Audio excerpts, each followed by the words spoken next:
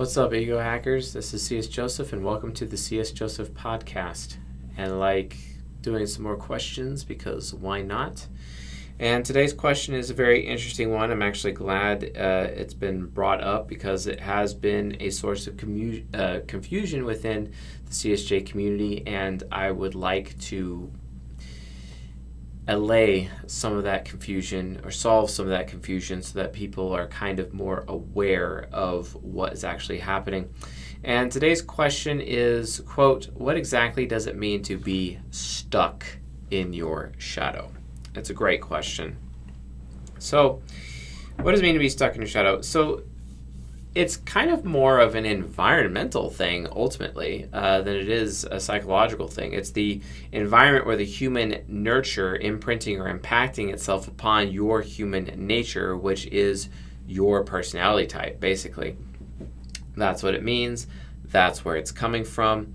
That's what it's all about. And we need to be on our guard to do that. The problem is that we can't be on our guard, especially in our childhood, because when we are children, we are in families, and families have their own psychological hierarchies attached to them, especially the nuclear family. As dog shit as the nuclear family is, and as evil as the nuclear family is, because it is evil, folks. It causes more harm than good on people, and does nothing more than to serve masculine idealism without manhood, and to serve female solipsism as well. And I think the nuclear family needs to be abolished as soon as possible. And that's my personal belief on it. If you love the nuclear family, good on you. I just wonder how many decades it's going to take you to realize that it's actually terrible and shouldn't be allowed to exist. But whatever, it is what it is. So, that being said, in my family, for example, I was born to an ENFJ and an ISFJ, an ENFJ male and an ISFJ female, both of which are FJs, very affiliative. They don't like asking questions very often, and they expect everyone else to listen to them instead of them listening to anybody. And if they do listen to somebody, they like to listen to quote-unquote qualified people or people with authority. That's who FJs typically prefer to listen to, instead of doing the wise thing and listening to people who potentially don't have authority, which, is kind of a wiser thing, because authority and power usually means there's a bias there. But getting an unbiased source when it comes to getting information or listening is probably wiser in the long run. And then I had a little sister who is an ESFJ, also yet another FJ. So I was born to a family of 3 FJs, and they're all affiliative, trying to do the right thing, and then they're all very judgmental towards me not doing the right thing like them. And they resent me for not being an FI user to feed all of their FE. And how dare I try to ask one of them to do the good thing by me, their son. That's just kind of not how they work. And as a result, I've become very resentful towards my family because of this nuclear family. And to make matters worse, I was often times in my childhood with my grandmother, who was yet another FJ, an ESFJ, which was also very painful.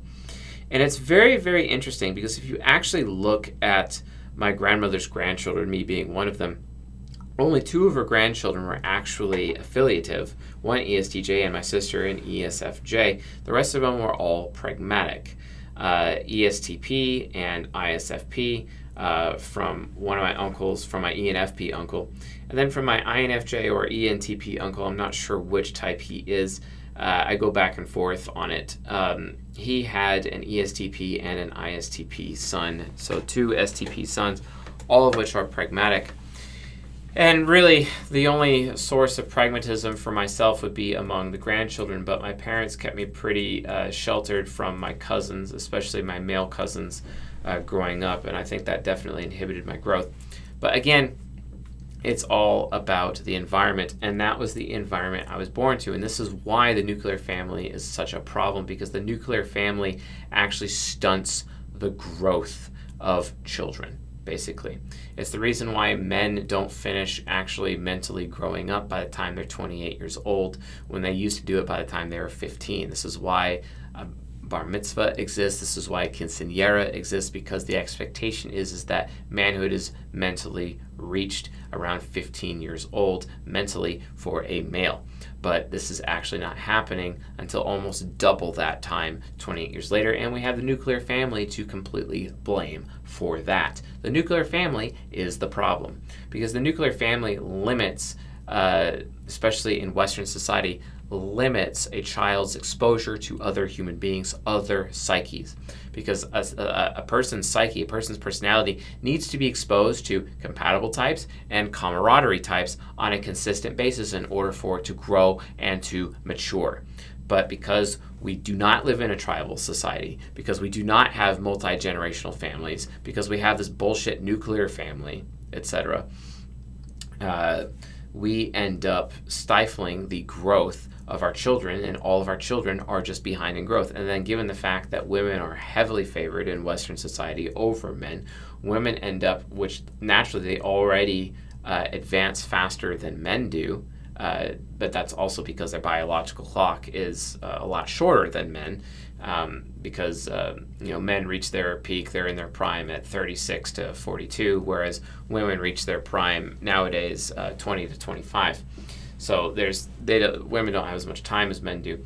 This ends up presenting a problem for people, because the nuclear family has limited all of that exposure, basically. And because of that, I ended up being stuck in my shadow.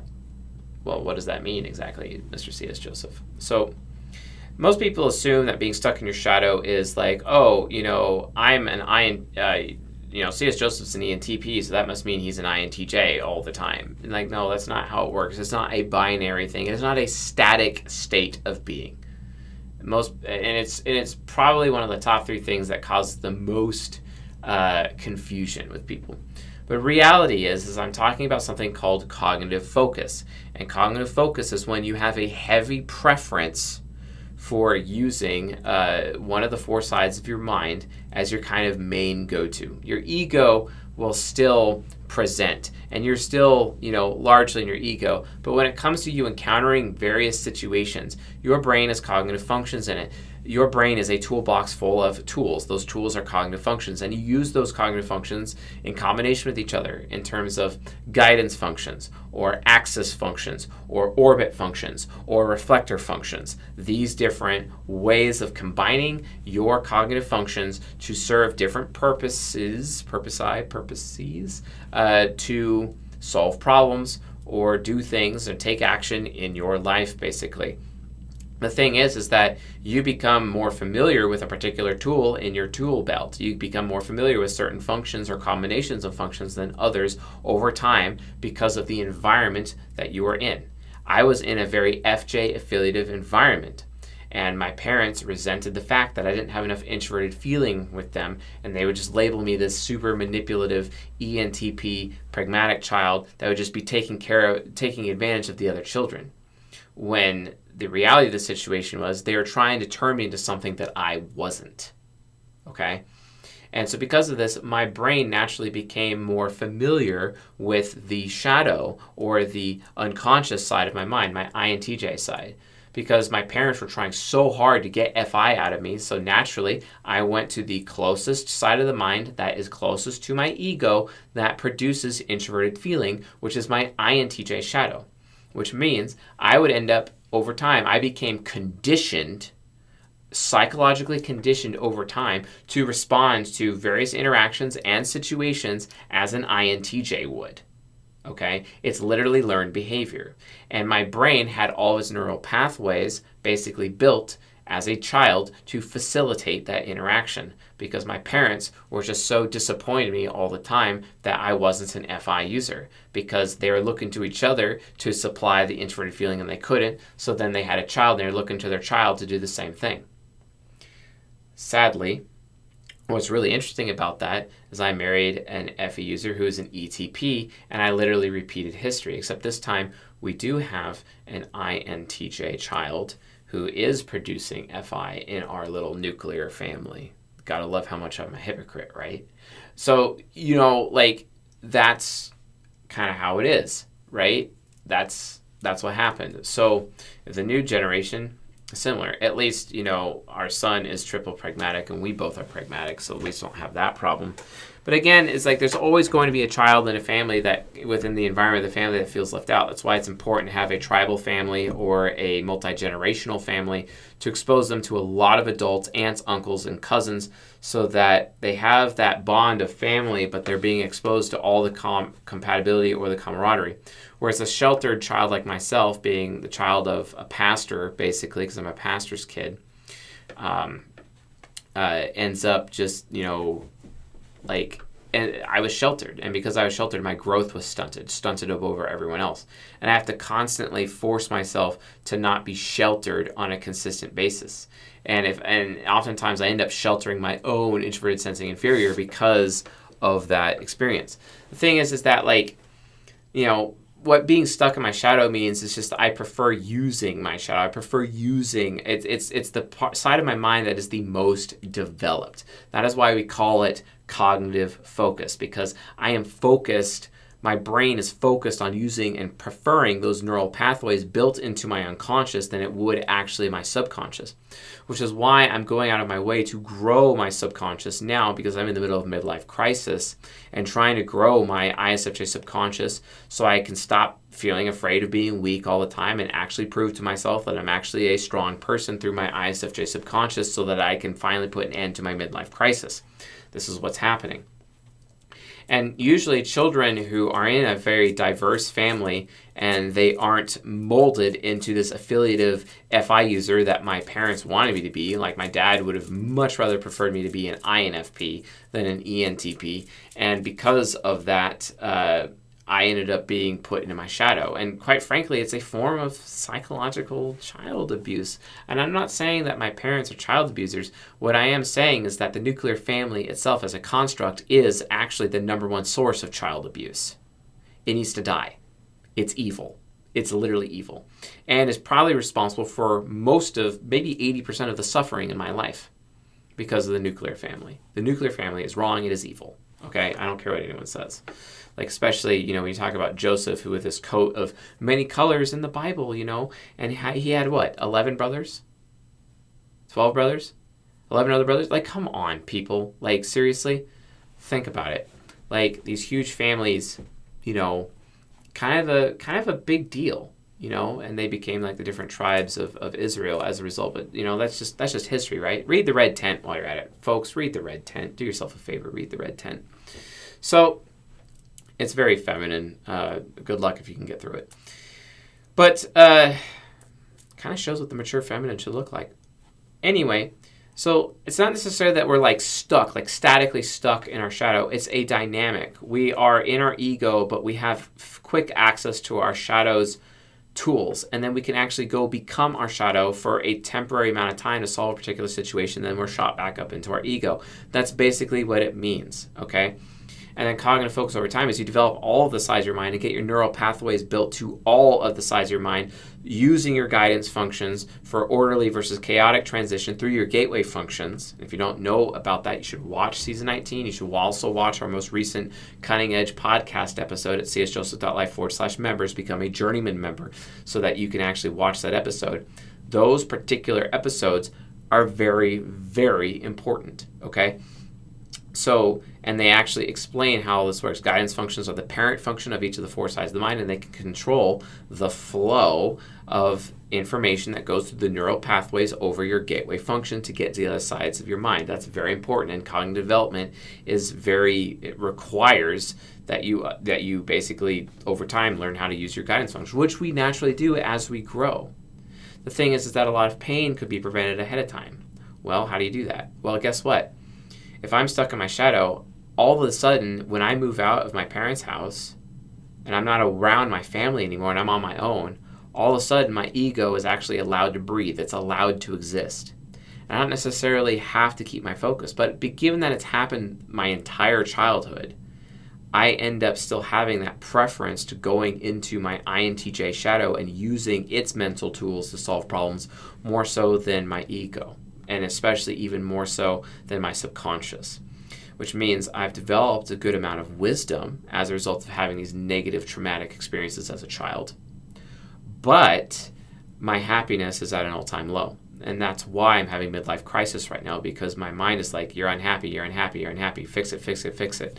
And it realizes that me developing personal strength on my own is really the only key to me to complete happiness. Yes, I got lots of wisdom with that INTJ shadow, but what point is it if I have no joy in my life? And the only way I'm able to have joy is by exploring my subconscious. And the only way to do that is to be the freedom to be who I am within my ego, so I can have easier access to my subconscious.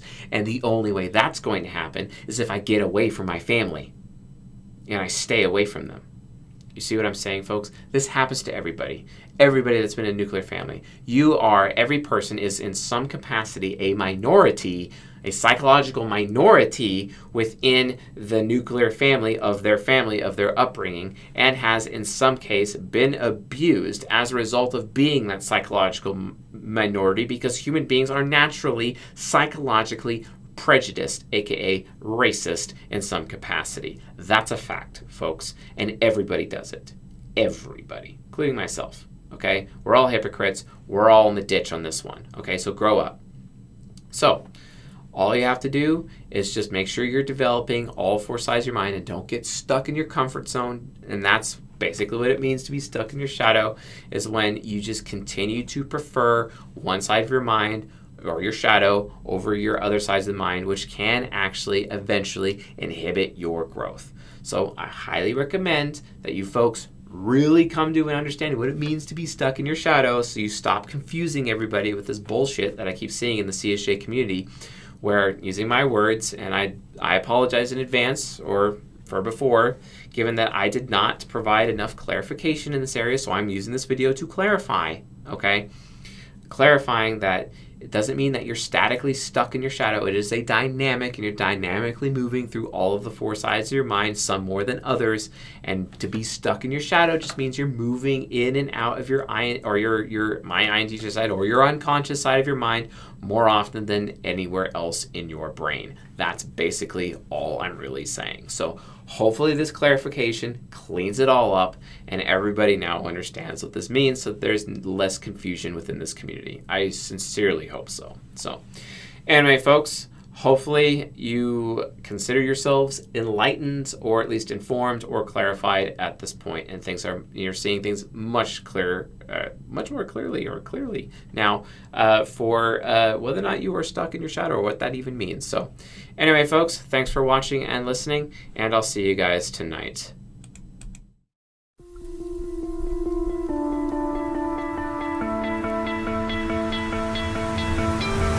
You stole my heart of gold after my silver soul. Can you dig in?